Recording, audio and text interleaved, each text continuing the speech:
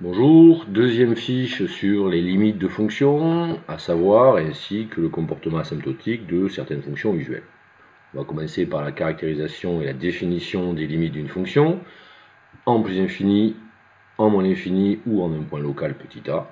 Deux choses peuvent se produire, soit la limite de f est finie, dans ce cas-là on dit que f de x tend vers L, soit la limite est infinie. Donc premier cas en haut à gauche. Qu'est-ce qu'il faut imaginer dans sa tête? Qu'est-ce que ça veut dire qu'une fonction a pour limite plus infinie? Ça veut dire qu'elle va, comme l'infini, être plus grande que n'importe quel réel bêta que vous pourrez choisir. C'est-à-dire que f de x pourra appartenir à n'importe quel ouvert de la forme bêta plus infini, ouvert, c'est-à-dire un voisinage de l'infini, pour x assez grand. Phrase que l'on peut traduire par quel que soit bêta, un réel pas forcément non nul, il existe un alpha qui dépend de bêta, tel que, pour tout x plus grand que alpha, on aura f de x plus grand que bêta. Les inégalités sont strictes puisqu'on parle d'intervalle ouvert. Globalement, il est toujours possible de montrer que f de x va être plus grand que n'importe quel réel. Deuxième cas, qu'est-ce qui se passe lorsque la limite de f est finie, en plus infini? On est en haut à droite. Dire que la limite de f de x en plus infini est égale à L, ça veut dire que f de x appartiendra à n'importe quel ouvert contenant L pour x assez grand. C'est-à-dire que quel que soit epsilon, appartenant à R plus étoile, il existe alpha de epsilon, donc alpha qui dépend de epsilon, tel que pour tout x plus grand que alpha, f de x va appartenir à un intervalle ouvert centré en L, c'est-à-dire un intervalle de la forme L moins epsilon, L plus epsilon. Cas différent des suites, on peut avoir des comportements asymptotiques en un point local. Que dire lorsque la limite de f de x, lorsque x tend vers a est égale à plus infini? Ça veut dire quoi? C'est que lorsqu'on va se rapprocher de a, f de x va tendre vers plus infini. C'est-à-dire que f de x va être plus grand que n'importe quel réel bêta que vous pourrez choisir. Autrement dit, f de x va appartenir à tout intervalle de la forme bêta plus infini pour x assez proche de a, c'est-à-dire un intervalle ouvert contenant a.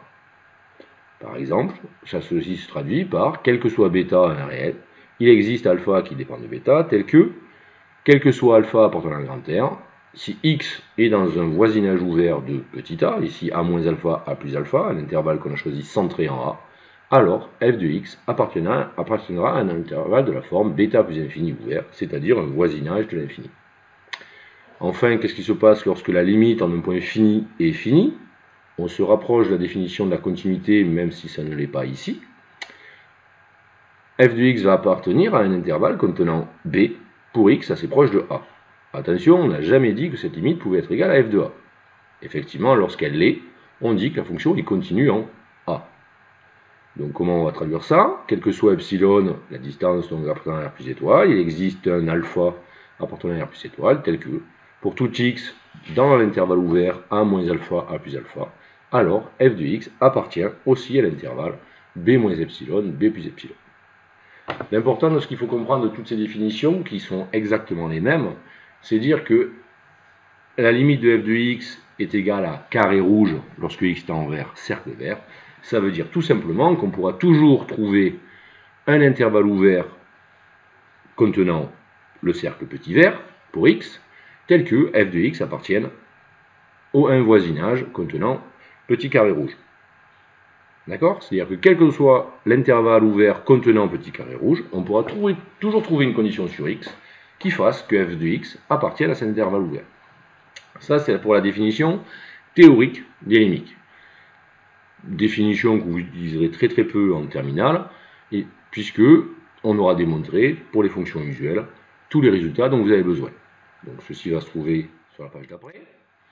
La page d'après, qu'est-ce que je vous ai mis? Je vous ai mis dans la partie gauche un tableau de toutes les limites que vous devez connaître. Donc les fonctions polynômes, x puissance n, les fractions rationnelles, 1 sur x puissance n, racine de x, 1 sur racine de x, sinus x, ln de x, etc. Certaines cases sont en rose, c'est celles que vous pouvez utiliser sans démonstration, puisque c'est des démonstrations qui nécessitent un prof et qui ont été faites en cours. Par exemple, la limite de x exponentielle x lorsque x tend vers moins l'infini, vous avez une forme indéterminée où x tendrait vers moins l'infini, mais exponentielle x tend vers 0. Comme vous le savez, même si vous n'avez pas le droit de le dire, l'exponentielle est prépondérante sur x, donc c'est elle qui impose sa limite. Et on trouve que la limite de x exponentielle x vaut 0 en moins l'infini.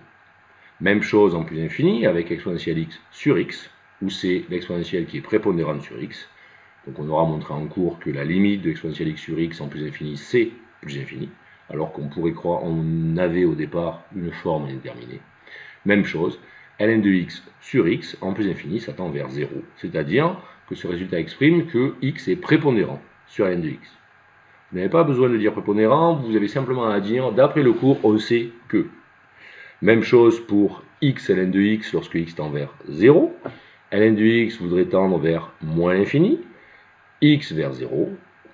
On a démontré en cours que x était prépondérant. Donc la limite de x ln de x lorsque x tend vers 0, c'est 0. Enfin, des théorèmes de limite qui correspondent à des positionnements d'une fonction par rapport à sa tangente en 0. La limite de ln de x plus 1 sur x en 0 tend vers 1. Et exponentielle x moins 1 sur x tend vers 1.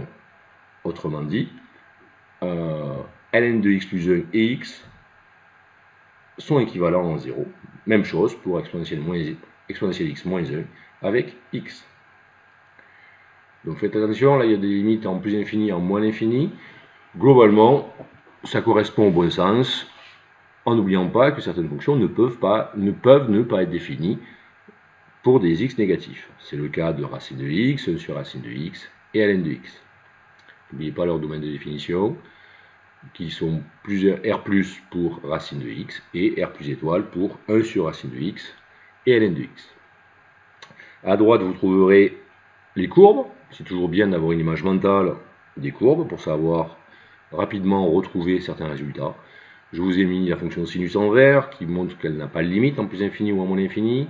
Vous reconnaîtrez la parabole en bleu, la cubique en violet, ln de x en violet clair, dont la limite en 0 plus est égale à moins l'infini, la racine de x un peu au-dessus, et les fonctions 1 sur x et 1 sur x carré qui ont des formes reconnaissables. Pour vous aider, même si vous ne pouvez pas encore utiliser la notion de prépondérance, rappelez-vous qu'on a quand même une échelle qui vous permettra de factoriser par les formes prépondérantes, justement pour montrer les résultats, qui sont qu'en plus infini, la fonction ln de x est dominée par la fonction racine de x, qui elle-même est dominée par x, puis par toutes les puissances positives de x, et enfin, la plus forte d'entre elles, l'exponentielle x. Comment fait-on pour démontrer des limites dans d'autres cas? Nous avons les théorèmes d'encadrement et de comparaison, comme pour les suites, qui disent que si vous arrivez à encadrer une fonction dans un voisinage de l'infini par deux autres fonctions dont vous connaissez les limites et dont les limites sont identiques, dans ce cas-là, d'après le théorème d'encadrement, vous pourrez conclure que la fonction f tend vers la même limite en plus infini. Même chose, mais dans le cas où vous voudriez montrer que les limites sont égales à plus infini, il suffit de minorer une fonction par une fonction tendant vers plus infini. Dans ce cas-là, si vous avez g de x plus petit que f de x et que la limite de g de x est plus infini en plus infini, dans ce cas-là, la limite de f de x n'a pas d'autre choix d'être égale à plus infini en plus infini. Si vous voulez montrer qu'elle tend vers moins l'infini, il suffirait de dominer une fonction f par une fonction g dont la limite est égale à moins l'infini et vous auriez un résultat similaire. Ensuite, souvent les questions qu'on vous pose, ce sont des notions d'asymptote. Comment montrer qu'une fonction a une asymptote? Là, en général, l'exercice vous guidera.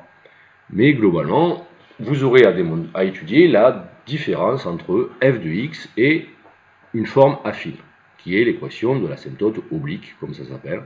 Et on étudiera f de x moins ax plus b en limite. Et dans le cas où on trouvera 0, ceci indiquera que la droite d'équation y égale à x plus b est asymptote à la courbe. Ensuite, si on vous demande d'étudier la position relative de la courbe par rapport à son asymptote, c'est-à-dire savoir si la courbe elle est au-dessus ou au-dessus, comme pour les suites, il suffit d'étudier le signe de f de x moins l'équation de l'asymptote. Si le signe est positif, ça voudra dire que la courbe est au-dessus. Si le signe est négatif, ça voudra dire que la courbe est au-dessous. Faites attention dans le vocabulaire, on étudie le signe de f de x moins x plus b. Dire que la courbe est inférieure à la droite ne veut rien dire. La courbe est dessous ou dessus une droite. différenciation entre l'analytique et le dessin, la géométrie. Je vous ai mis un problème où justement on parle d'asymptote oblique. C'est l'étude d'une fraction rationnelle. Suivez l'énoncé, domaine de définition, domaine d'étude, parité, imparité, tout ce qui est au problème de terminal S, jusqu'à la dérivabilité. N'oubliez surtout pas de justifier que la fonction est dérivable avant de la dériver. Ici, vous aurez sûrement une phrase à dire de la forme f est dérivable comme quotient de fonction dérivable de dénominateur non nul. Et ensuite, appliquez vos petites formules que vous connaissez depuis la première. Ça, c'est pour l'exercice. Je vous ai rajouté un memento algorithmique de comment trouver la limite d'une fonction, d'une fonction en plus infini ou en un réel a. Donc si on doit calculer la limite de f de x, deux cas se présentent en général. Soit l'énoncé vous aiguille vers l'utilisation des théorèmes de comparaison et d'encadrement, c'est-à-dire que la question juste au-dessus, en général la question petit a, on vous aura fait montrer un encadrement de cette sorte. Dans le deuxième cas, question simple, vous utilisez les règles opératoires sur les sommes, produits et compositions de limites. C'est-à-dire en espérant pouvoir conclure, d'après le théorème sur les sommes, on a, et vous pouvez conclure. Ce n'est pas toujours le cas, et ça m'étonnerait qu'au bac ce soit le cas. Donc en général, vous tomberez sur l'une des 4 formes indéterminées que vous connaissez en terminale, c'est-à-dire infini sur infini, infini moins l'infini, 0 fois l'infini ou 0 sur 0. En général, les méthodes, elles sont simples. Pour tous ces cas, je vous les ai énumérées. Infini sur infini, en général, c'est une fraction rationnelle. Dans ce cas-là, il suffit de factoriser par la forme prépondérante et de pouvoir conclure avec les théorèmes sur les sommes et les quotients de limite. Dans les cas où ce ne serait pas une fonction rationnelle, c'est-à-dire là où il y aurait des racines, des exponentielles x, la méthode reste en général la même, la factorisation.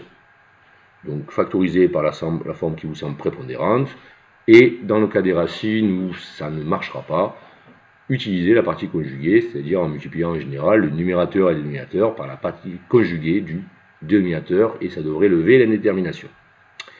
Dans le cas infini moins infini, le plus souvent ce sont des fonctions polynomiales.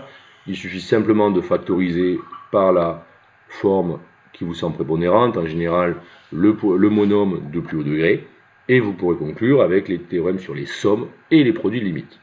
Dans le cas où encore ce ne serait pas une fonction polynomiale, il y aurait des exponentielles, des racines, des ln, factorisées par la forme qui vous semble la prépondérante, et concluer avec les théorèmes sur les limites que vous connaissez. Dans le cas 0 fois infini, en général, un simple développement permet de lever l'indétermination. On peut aussi, pour se ramener et utiliser des formules, des limites qu'on a démontrées en cours, effectuer un petit changement de variable par exemple, en posant, lorsque vous auriez exponentielle x carré multiplié par x carré, il suffirait simplement de poser u égale x carré et de conclure. Enfin, les formes 0 sur 0. Quand ce sont des fractions rationnelles, ça veut dire qu'on peut toujours factoriser et simplifier par x moins a, par exemple, lorsque la limite se trouve en a. Reconnaître, et en général ce seront les plus difficiles, des taux d'accroissement. En gros, si rien ne marche, c'est le seul cas qui vous restera. Par exemple, la limite de sinus x sur x en 0. Il faut reconnaître le taux d'accroissement de la fonction sinus en 0 qui est dérivable et conclure avec le nombre dérivé de sinus en 0. Enfin, si vous retrouvez des quotients de radicaux, tentez de multiplier en haut numérateur et dénominateur par la partie conjuguée du numérateur et ça vous permettra de conclure. Dans tous les cas, je pense que vous arrivez à trouver la limite et conclure. Pensez que affirmer n'est pas démontré. Justifiez, sachez quel théorème vous utilisez, écrivez-les correctement et vous aurez tous vos points. Je vous remercie.